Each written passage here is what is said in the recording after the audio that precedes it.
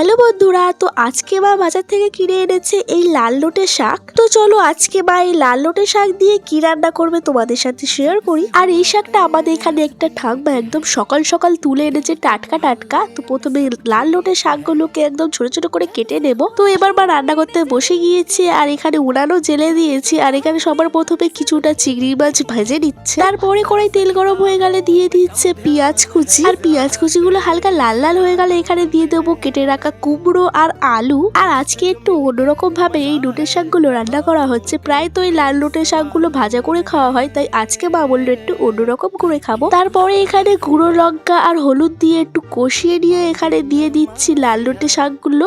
আর ওপর থেকে একটু নুন ছড়িয়ে দিচ্ছি যাতে তাড়াতাড়ি সিদ্ধ হয়ে যায়। আর মিষ্টির জন্য পরিমাণ মতো চিনি দিয়ে দিয়েছি। আর ভাজা যে চিংড়ি মাছগুলো ছিল ওইগুলো দিয়ে দিয়েছি। এবার ঢাকা দিয়ে দিয়ে জলগুলো একদম শুকিয়ে নিতে হবে।